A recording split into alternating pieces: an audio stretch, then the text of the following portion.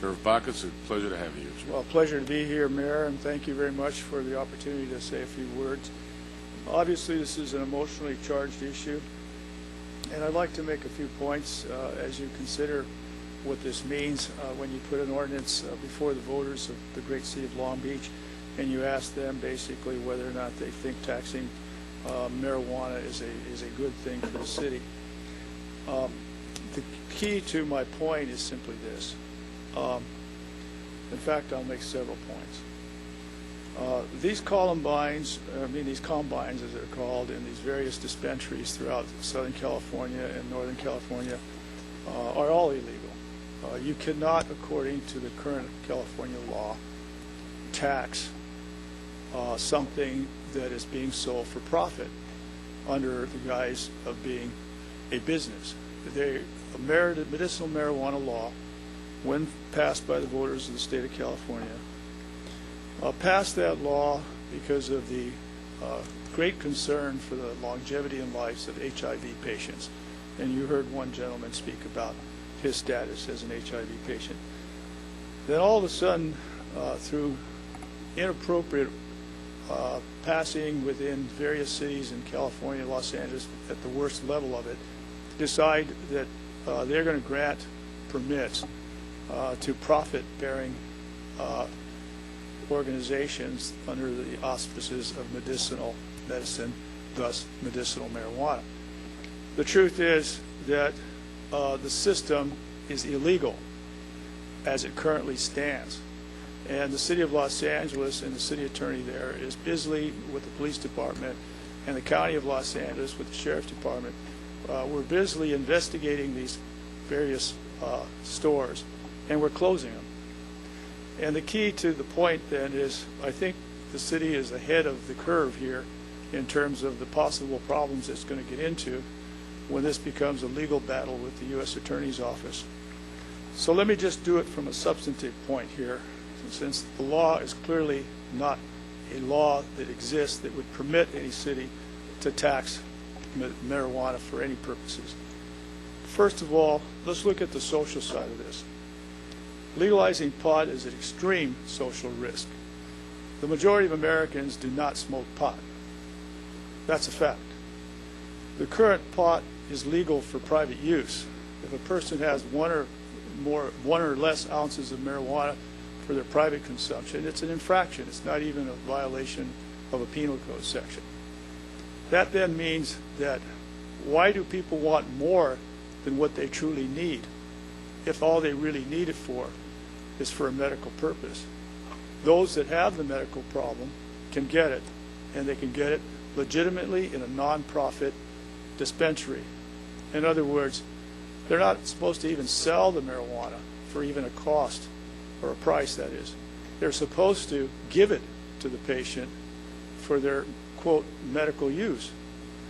Today, however, we believe that the initiative of looking at marijuana as a profit engaging institute is that we're literally setting up the foundation for legalizing marijuana as a whole with Prop 19. The two groups are together in legalizing marijuana for California as a whole. And law enforcement is not opposed to the HIV patients' need for medicinal marijuana if that's in fact helpful to them.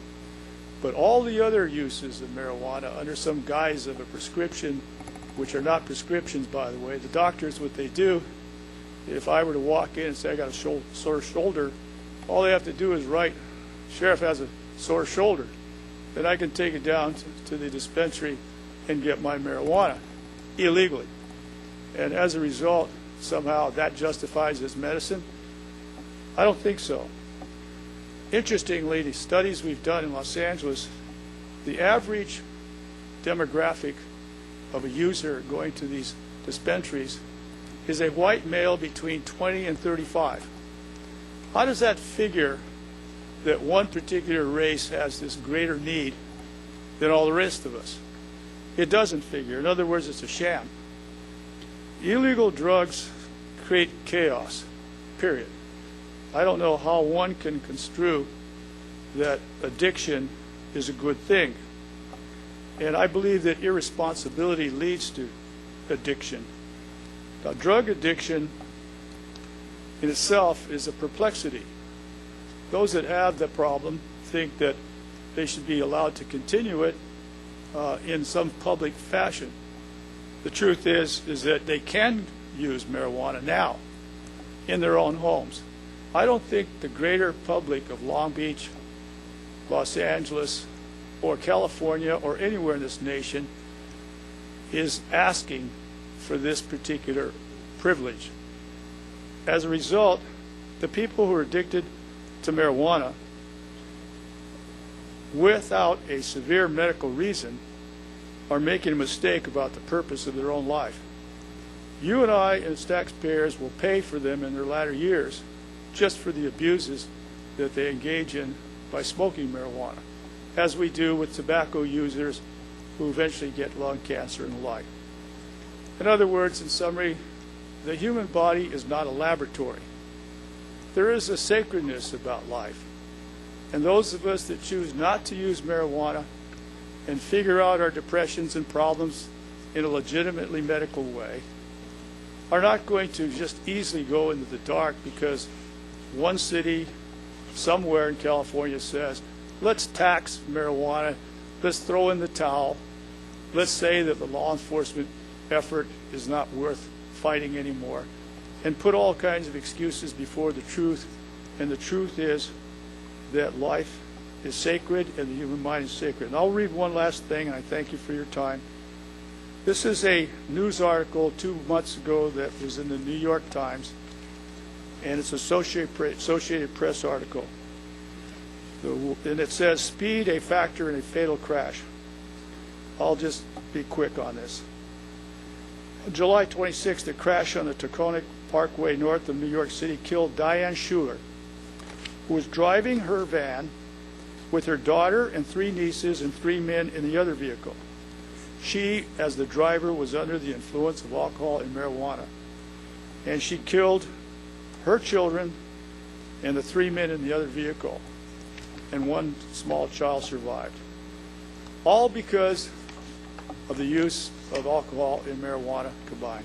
I think that's enough death that we as a nation need to address. Thank you very much for allowing me to say a few words. Thank you, sir. Really appreciate it. Thanks again, Sheriff Buck.